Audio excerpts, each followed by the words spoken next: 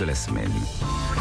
Et la niaque de la semaine, Arnaud, c'est l'entreprise Tile et son fondateur, Philippe Aït-Yahya. Effectivement, notre entrepreneur niaque de la semaine, il est à la tête d'une des pépites qui travaille sur cette révolution dont on ne cesse de parler, qu'est l'intelligence artificielle.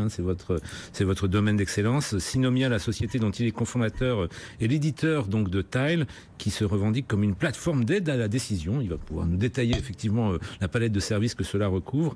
Je signale juste que notre invité est aussi un serial entrepreneur, puisqu'avant Synomia, en 2000, il avait cofondé l'opérateur télécom Omnicom. Je crois que vous faisiez partie effectivement de cette aventure. Mais maintenant, donc, ce sont les ambitions de Tile qui vous occupent et on va pouvoir les découvrir maintenant. Merci Arnaud. Bonjour Philippe Aït-Yahya. Bonjour. Alors à qui ça s'adresse aujourd'hui l'intelligence artificielle? On en parle toujours. On dit que l'Europe a à peu près de retard par rapport aux États-Unis et l'Asie. Est-ce que vous êtes là pour compenser ce retard et comment allez-vous vous y prendre?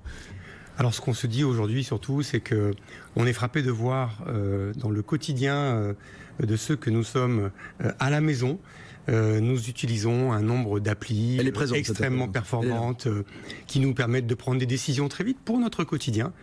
Et puis quand on arrive au travail, quand on arrive au bureau, et quand on est un décideur, directeur du marketing, de la com, dirigeant d'entreprise, tout à coup, décider, ça devient beaucoup plus compliqué avec des programmes de construction, de data center, de sources de données qui paraissent tout de suite très lourds, très longs, très cher. Et ce qu'on s'est dit, nous, c'est qu'il y avait sans doute moyen de prendre une place dans cet univers, donc dans l'univers des entreprises, donc des décideurs en entreprise. Petite, grosse, moyenne, grande ou... Petite, moyenne, grande, absolument. La semaine dernière, j'étais avec les dirigeants d'un très très grand institut de sondage, oui. Mais j'étais aussi avec le dirigeant d'une entreprise de communication, donc une agence de com, qui fait une quinzaine de salariés. Vous leur apportez quoi?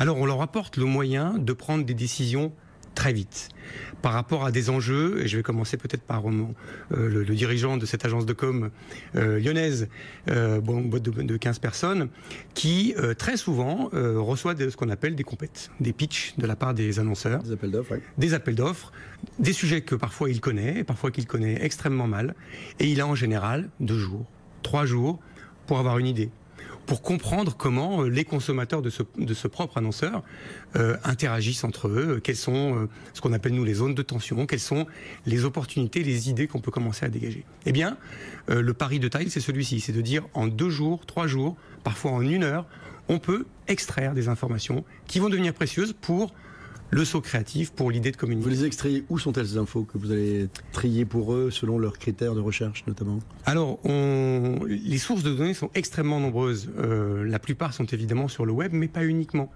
Il est frappant de constater, par exemple, que, vous l'évoquiez je crois tout à l'heure, mais les entreprises elles-mêmes regorgent d'un très grand nombre de données dans les CRM, lorsqu'elles s'intéressent à leurs clients et leur satisfaction.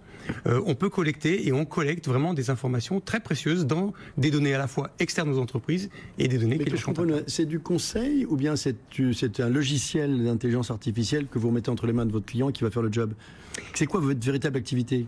Alors c'est une très bonne question parce qu'on a passé quelques années à faire justement du conseil autour de la data. Et puis nos clients, que ce soit donc des agences, des entreprises, nous ont dit progressivement au cours des 2 années qui se sont écoulées, j'adore ce que vous faites, rendez-moi autonome. Donnez-moi un outil.